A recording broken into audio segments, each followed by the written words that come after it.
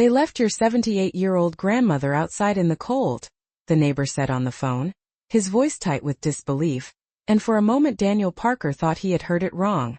The words didn't make sense, not in the quiet apartment he was sitting in, not in the middle of a calm winter evening in Columbus, Ohio. But then the man repeated it slowly. Margaret Parker, 78 years old, was sitting on the front steps of her own home, while the temperature outside had dropped to 28 degrees. Daniel's stomach tightened as he grabbed his keys without another word. The drive to Cleveland usually took nearly 2 hours, but that night it felt endless. Snow lined the highway shoulders in gray ridges, and the sky hung low and silent above the dark road. Daniel kept replaying the neighbor's words in his mind. His parents had always been difficult, always quick to argue, but leaving his grandmother outside in winter didn't sound like something even they would do. Margaret Parker had lived in that small 2-story house on Maplewood Drive for nearly 40 years. It was the house Daniel remembered from every childhood holiday, the place where the smell of cinnamon rolls drifted through the kitchen every Christmas morning. As the miles passed, doubt slowly turned into dread. When Daniel finally pulled onto Maplewood Drive, the streetlights cast long yellow pools across the snow-covered lawns. The house looked exactly the same as it always had, quiet, ordinary, almost peaceful. But on the front steps sat a small figure wrapped in a thin gray cardigan. Daniel parked crookedly at the curb and ran across the yard, the cold air cutting through his jacket. His grandmother looked up slowly when she heard his footsteps. Even in the dim light he could see that her hands were trembling. "Danny?" she asked softly, as if she had been expecting him. Her voice was calm, but the calmness made the moment feel even stranger. Daniel knelt beside her, trying to understand what he was seeing. "Grandma, why are you out here?" he asked. Margaret offered a gentle smile, the same patient smile she had used his whole life whenever something went wrong. "Oh, it's nothing," she said quietly. "Your parents just needed a little space tonight." Daniel turned toward the front door and tried the handle. It didn't move. Locked. He knocked once, then harder. But the house remained silent. The lights inside were off, and the driveway was empty. Their car was gone. He looked back at Margaret, who sat with her hands folded neatly in her lap as if she were waiting for a bus instead of sitting outside in the winter cold. Snowflakes drifted down slowly, settling on the shoulders of her cardigan. Daniel took off his coat and wrapped it around her shoulders. "You shouldn't be out here," he said. Margaret simply patted his hand, her expression calm and almost reassuring. "I'm all right," she said softly. "Your parents probably just needed to cool down." But Daniel knew something about the scene in front of him didn't feel right. The quiet street, the locked door, the empty driveway, and the fact that a 78-year-old woman had been left sitting outside in 28-degree weather. He helped her into the passenger seat of his car and turned on the heater, warm air rushing into the freezing cabin. Margaret closed her eyes for a moment, letting the warmth settle into her hands. Daniel glanced back at the dark house one more time before pulling away from the curb. He still didn't know why his parents had done this, and part of him hoped there was some explanation he simply hadn't heard yet. But the next morning, one phone call would reveal something Daniel had never imagined. And by the end of that day, the people who thought they controlled everything were about to discover just how wrong they had been. The heater in Daniel Parker's car hummed steadily as the miles of dark highway stretched ahead of them, and for several minutes neither of them spoke. Margaret Parker sat quietly in the passenger seat, her hands resting in Daniel's coat that was wrapped around her shoulders. The warmth inside the car slowly replaced the sharp chill that had settled into her fingers earlier, but Daniel could still see how pale her hands looked against the fabric. Snowflakes continued to fall outside the windshield, drifting through the beams of the headlights as the car moved through the quiet Ohio night. Daniel kept glancing toward his grandmother, trying to understand how such an ordinary evening had turned into something that felt so deeply wrong. Margaret finally opened her eyes and looked out the window at the passing streetlights. Her voice when she spoke was calm and steady, almost the same tone she had used when Daniel was a child and had scraped his knee on the driveway. She said that sometimes families simply had difficult moments, and that his parents probably only needed time to cool their emotions. Daniel wanted to believe that explanation, but the image of the locked door and the empty driveway kept replaying in his mind. His parents had not simply stepped away for a short walk. They had left. Daniel drove Margaret to his apartment in Columbus because it was the closest warm place he could offer that night. By the time they arrived, the clock on the dashboard read almost 1 in the morning. Inside the apartment the quiet felt heavy but comforting. Daniel made a cup of warm tea while Margaret sat at the small kitchen table, watching the steam rise from the mug as if she were gathering her thoughts. She never complained about the cold or about the long drive. Instead she thanked Daniel for coming so quickly, and assured him again that everything would probably look different in the morning. Daniel nodded politely, but he noticed something that unsettled him even more than the locked door had. His grandmother was being careful with her words. She was not defending Robert and Linda with the usual certainty he had heard his entire life. She spoke slowly, choosing each sentence as though there were pieces of the story she had decided not to share yet. When Daniel asked what the argument had been about, Margaret simply said that sometimes people forget how much patience it takes to live together. That was all she offered before gently changing the subject and asking Daniel about his work. The next morning sunlight filtered softly through the apartment blinds, casting long lines of gold across the kitchen floor. Daniel woke early and checked on Margaret, who was already sitting at the table reading a newspaper as if the previous night had been nothing more than a minor inconvenience. She looked rested, but there was a quiet focus in her eyes that Daniel had not seen before. As Daniel poured coffee into 2 mugs, Margaret's phone vibrated gently against the table. The screen lit up with a name Daniel did not recognize. Susan Whitmore. Margaret looked at the phone for a moment before answering. Her voice remained polite and calm as she listened. Daniel could not hear the person on the other end, but he could see the change in Margaret's expression. It was not shock. It was not anger. It was something quieter and far more deliberate. After a few seconds she said clearly that she understood and that it might finally be the right time. When the call ended, Margaret placed the phone carefully back on the table and folded her hands together. Daniel waited, unsure what the conversation had meant. Margaret looked at him with the same gentle smile she had worn the night before, but there was a new steadiness in her voice when she spoke. She said that sometimes people believe they hold all the power simply because no one has corrected them yet. Daniel felt a small ripple of confusion pass through him because the words sounded less like a comment and more like the beginning of something that had been prepared long ago.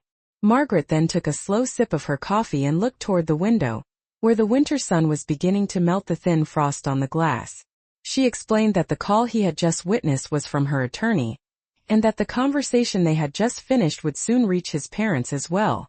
Daniel still did not understand exactly what she meant, but one thing had suddenly become very clear.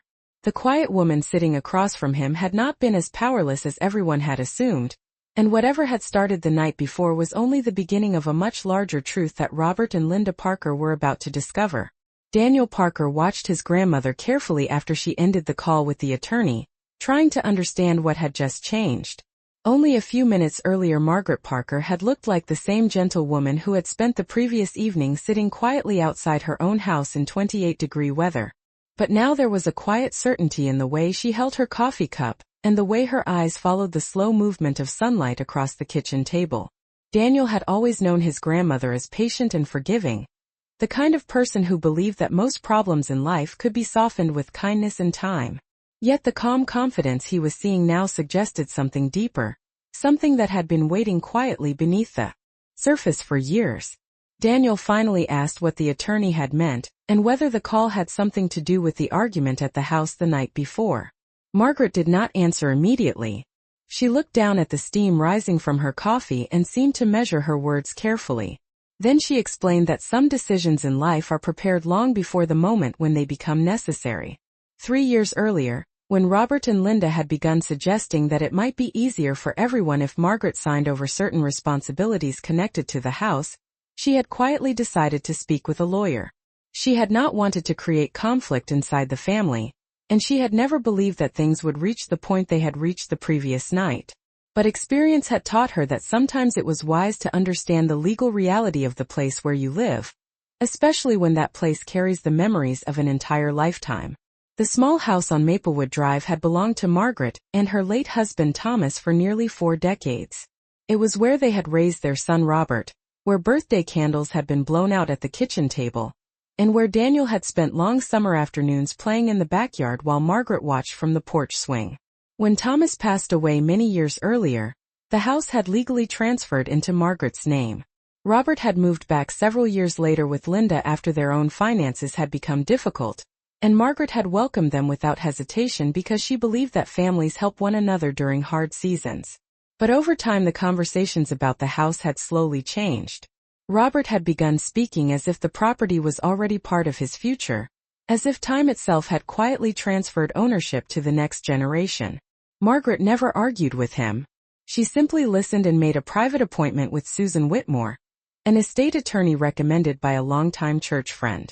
During those meetings Margaret learned that there were simple ways to protect both the home and the peace of the family at the same time. With the help of the attorney she had placed the property into a legal trust that clearly defined who could live there and under what conditions. The trust allowed Robert and Linda to stay in the house as long as they treated the arrangement with respect and responsibility. Margaret had never mentioned this detail to them because she had hoped it would never become important. Daniel listened quietly, realizing that the woman he had always seen as gentle and forgiving had also been quietly thoughtful and prepared. Margaret explained that the phone call that morning had confirmed something important. The events of the previous night had activated a clause inside the trust that required the attorney to step in and review the living arrangement. Susan Whitmore had already begun the legal process that morning. Daniel felt a strange mix of relief and disbelief as he absorbed the information.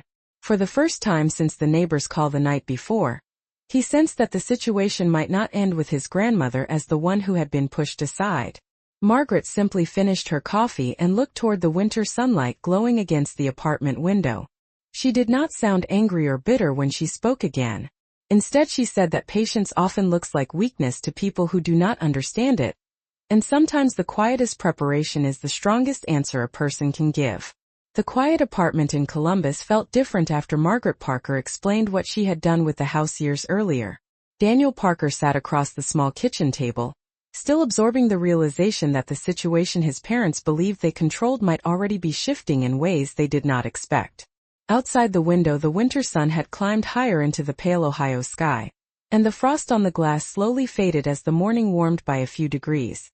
Margaret remained calm, almost peaceful, as if the weight of the previous night had already settled into something manageable. Daniel noticed how steady her voice remained whenever she spoke about the house on Maplewood Drive.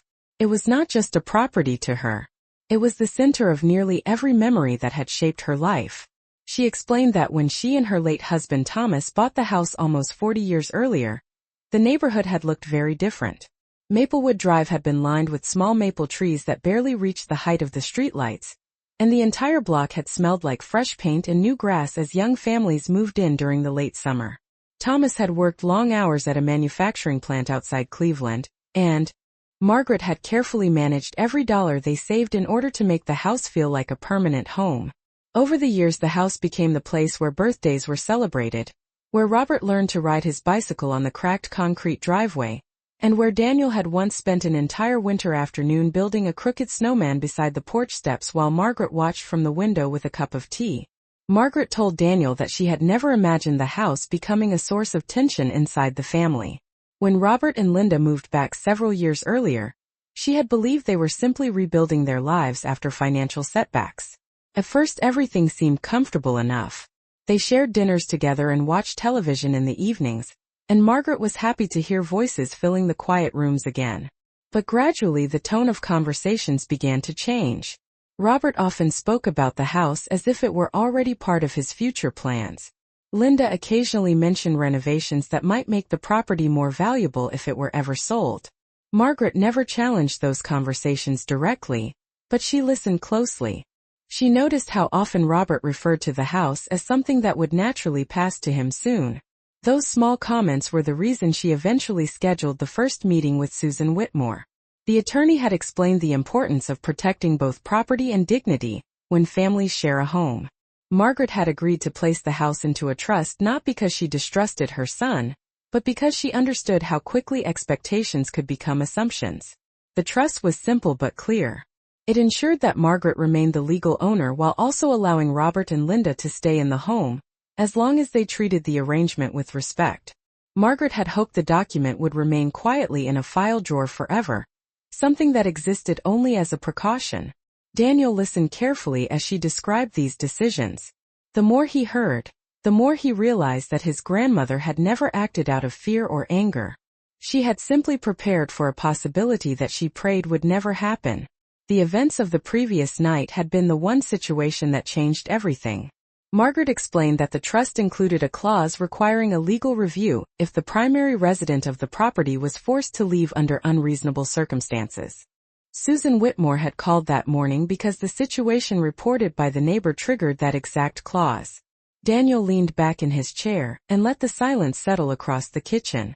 For the first time since the neighbor's phone call the night before, he began to see the full picture unfolding. The locked door on Maplewood Drive had not only pushed Margaret outside in the cold, it had also set in motion a legal process that Robert and Linda did not even know existed yet. Margaret simply folded her hands on the table and looked toward the window where the snow outside was beginning to soften under the sunlight. Her voice remained gentle but certain as she said that sometimes people believe they are making the final move in a situation, when in reality, they have only triggered the consequences of choices they never fully understood. The rest of that morning passed quietly inside Daniel Parker's apartment, but the silence carried a strange sense of anticipation that neither of them mentioned out loud. Margaret Parker spent part of the late morning sitting by the window, watching thin sunlight stretch across the snow-covered rooftops of the neighborhood. Daniel noticed that she seemed unusually calm, almost as if she had already stepped beyond the confusion and tension that still filled his thoughts. Around noon the calm of the apartment was interrupted by the sound of Daniel's phone vibrating on the kitchen counter. The screen displayed a name that made his chest tighten immediately. Robert Parker. Daniel hesitated for a moment before answering. His father's voice came through the speaker sharp and restless, the tone of someone who had just discovered that something unexpected had begun unfolding. Robert asked where Margaret was and why she had left the house the previous night without saying anything. Daniel listened quietly before responding that Margaret had not left the house voluntarily. There was a long pause on the line before Robert cleared his throat and insisted that the situation had been misunderstood. He said that everyone had simply needed time to cool down after a disagreement, and that Margaret had overreacted by leaving in the middle of the night. Daniel looked across the kitchen at his grandmother as Robert spoke. Margaret did not interrupt. She simply continued watching the sunlight on the window glass with the same steady patience she had shown all morning. Daniel finally explained that Margaret had not walked away from the house on her own, and that the door had been locked behind her. Another long silence followed before Robert responded with a strained laugh that did not sound convincing even to himself. He said that details like that did not matter because the house belonged to the family, and everyone needed to stop creating unnecessary drama. Daniel heard a faint shift in his father's voice then, the subtle tension of someone realizing that the situation might not be as simple as he believed. Robert asked whether Margaret planned to return to the house that evening. Daniel answered calmly that the decision would not be made by him. It would depend on what Margaret and her attorney decided after reviewing the situation. The word attorney seemed to land heavily on the other end of the call.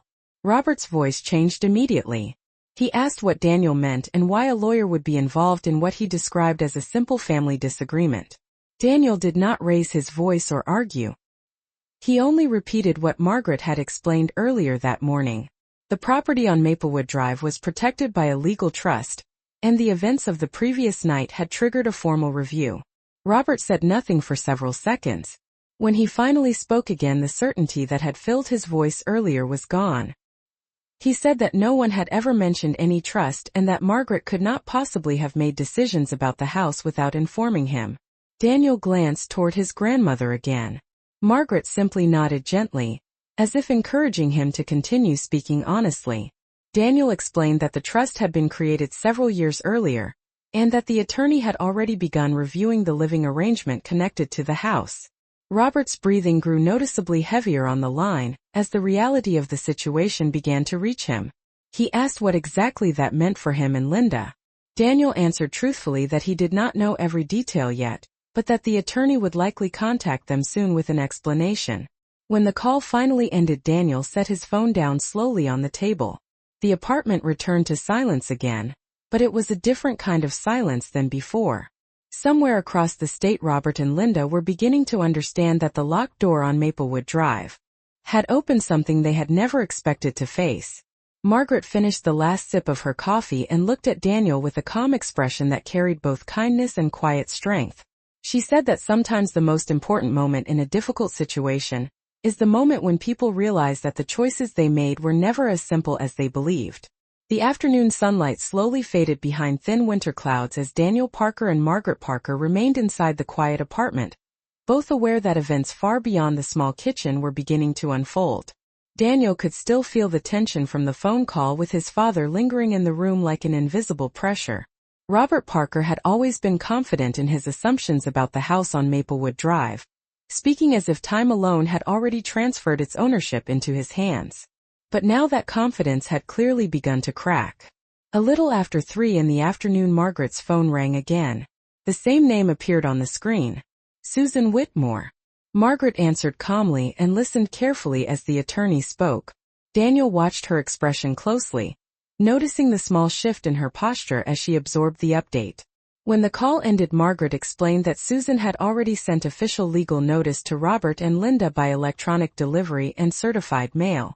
The notice explained that the trust agreement governing the property had entered a formal review stage, after credible evidence suggested that the primary resident had been forced to leave the home under unreasonable circumstances. The document also clarified something Robert had clearly never expected to hear. According to the trust, Margaret Parker remained the sole legal controller of the property, and the only person with authority to determine who could live there.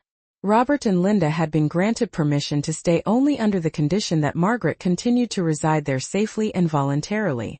If that condition was broken, the trust allowed the attorney to immediately suspend their residency rights, while the situation was investigated.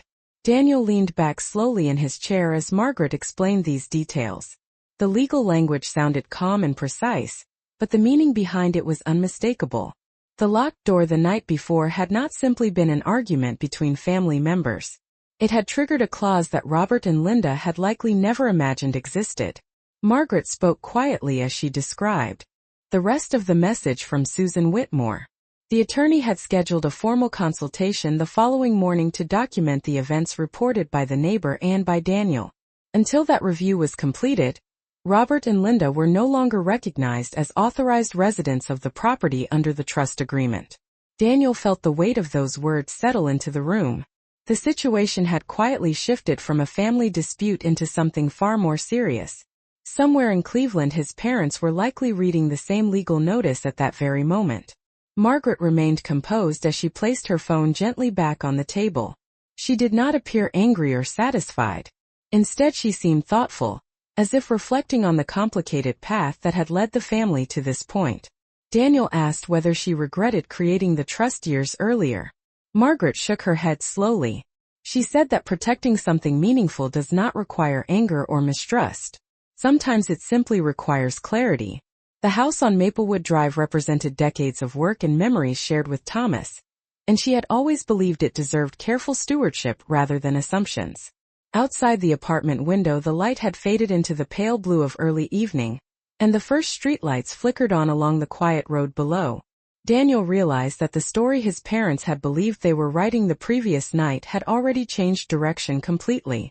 Margaret rose from the table and walked toward the window, looking out across the snow-covered rooftops. Her voice remained soft but steady as she said that people often believe control belongs to whoever speaks the loudest or makes the boldest move. But true control, she explained, usually belongs to the person who quietly prepares long before the moment when that preparation becomes necessary. That evening the apartment felt unusually still, as if the quiet itself was waiting for something to happen next. Daniel Parker sat at the small kitchen table with his laptop open in front of him, but he had not read the same paragraph on the screen for nearly 10 minutes. His thoughts kept drifting back to Cleveland, to the house on Maplewood Drive, and to the moment when Robert and Linda would finally understand what the legal notice meant. Margaret Parker moved calmly through the apartment, preparing a simple dinner as though it were any other ordinary night. She sliced vegetables slowly and carefully, humming a soft tune Daniel recognized from his childhood. The normal rhythm of the evening almost made the previous night feel unreal. Around 7:30 Daniel's phone buzzed again on the table.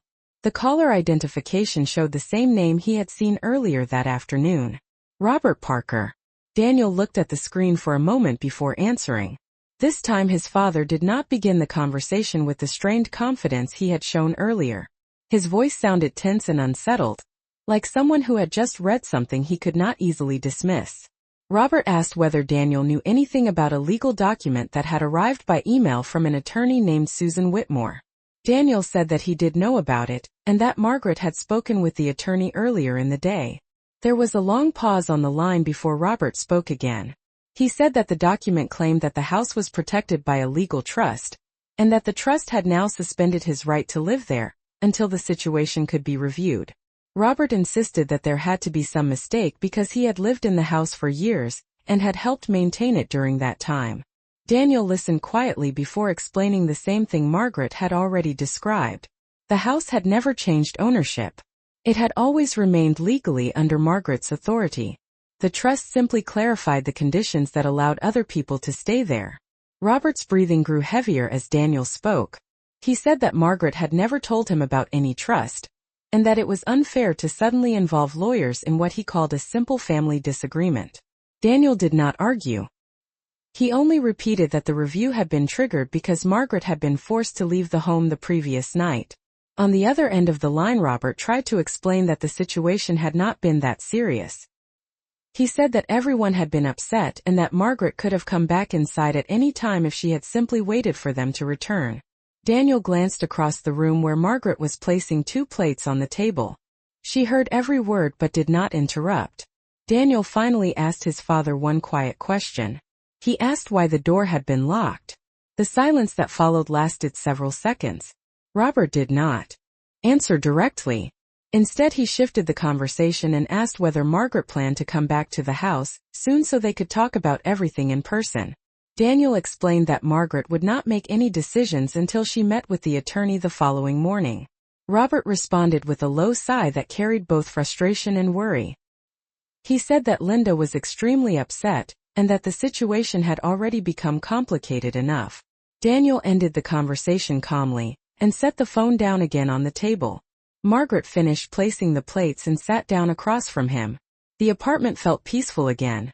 But Daniel knew that the atmosphere in Cleveland was likely very different now.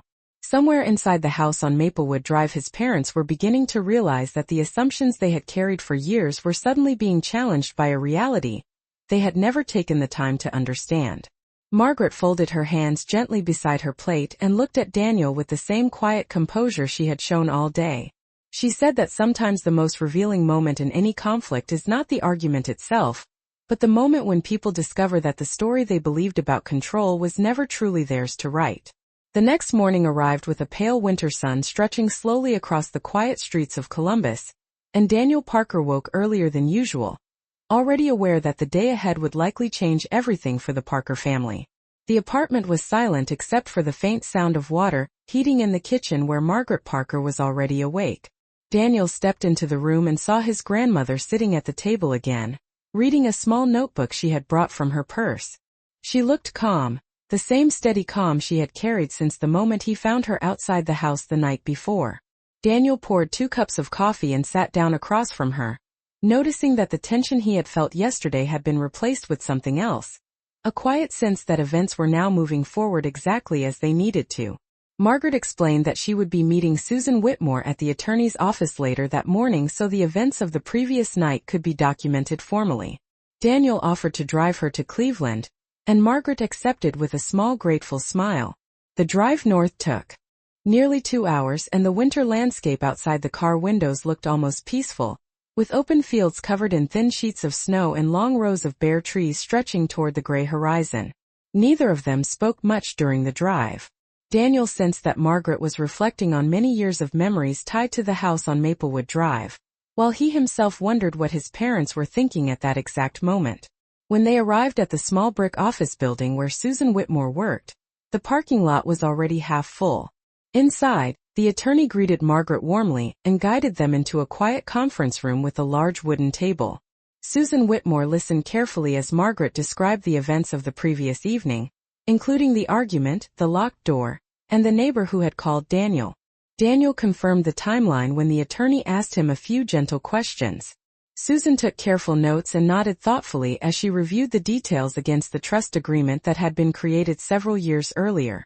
After nearly 40 minutes of discussion, she closed the folder in front of her and explained that the trust clause had been correctly activated.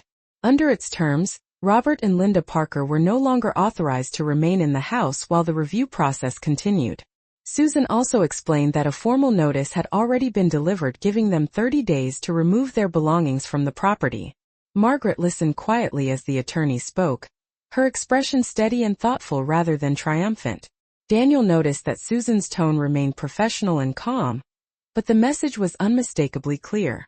The house on Maplewood Drive remained fully under Margaret's control, and the trust had been designed precisely to protect that reality if circumstances ever required it. When the meeting ended, Margaret thanked the attorney and stood slowly from the chair. As they walked back outside into the crisp afternoon air, Daniel felt the weight of the previous night finally begin to lift. Across the city, his parents were likely reading the same legal notice that Susan had just confirmed. The house they had believed was already theirs had never actually left Margaret Parker's hands. Margaret paused beside the car and looked down Maplewood Drive in the distance where the neighborhood began. Her voice was gentle but firm when she spoke, explaining that homes are built with patience and care over many years, and that protecting those years is sometimes the quiet responsibility of the person who remembers how the story truly began. 30 days passed more quietly than Daniel Parker expected. Winter slowly began to loosen its grip on Ohio, and thin patches of grass started appearing where snow had melted along the sidewalks of Maplewood Drive. During those weeks, Robert Parker and Linda Parker moved through a process they had never imagined would apply to them. At first they tried to argue with the attorney, insisting that the legal notice must be some misunderstanding that could easily be corrected with a conversation. But every response from Susan Whitmore remained calm, professional, and very clear. The trust agreement that Margaret Parker had signed years earlier was valid, properly recorded, and fully enforceable. Robert and Linda had been allowed to live in the house only under specific conditions, and the events of that winter night had broken those conditions in a way that the trust could not ignore. Daniel heard occasional updates from his father during those weeks, but the tone of the calls had changed completely. The certainty Robert once carried had slowly been replaced with a quiet frustration that came from realizing the situation was no longer under his control. Margaret Parker, meanwhile, remained patient and steady. She did not celebrate the outcome or speak with bitterness. Instead, she focused on preparing for the moment when she would return to the house that had held so many years of her life. On a clear Saturday morning at the beginning of spring, Daniel drove Margaret back to Maplewood Drive. The neighborhood looked almost the same as it always had, with small maple trees lining the sidewalks and the familiar white porch railings on the houses across the street. But something about the moment felt different. The driveway that had once held Robert and Linda's car was empty. A few moving boxes had been stacked neatly near the curb where a truck had picked them up earlier that morning. When Daniel parked the car, Margaret sat quietly for a moment before opening the door. She stepped onto the sidewalk slowly and looked up at the house. The pale sunlight reflected softly against the windows, and the porch steps where Daniel had first seen her sitting in the cold looked smaller now in the gentle warmth of the day. Daniel walked beside her as they approached the front door. Margaret reached into her purse and removed the small brass key she had carried for decades. The lock turned smoothly, and the door opened into the familiar hallway where family photographs still hung along the wall. Inside, the house felt peaceful and still, like a place that had been waiting patiently for its rightful owner to return. Margaret walked slowly through the living room and paused beside the large window that overlooked the backyard where Daniel had once built that crooked snowman years earlier. She rested her hand lightly against the wooden frame and looked out at the quiet yard. Daniel stood nearby, realizing how much strength had existed behind the quiet patience his grandmother had shown throughout the entire situation. Margaret finally turned toward him with a gentle smile that carried both warmth and wisdom. She explained that life sometimes places people in moments where silence and preparation matter more than arguments or anger.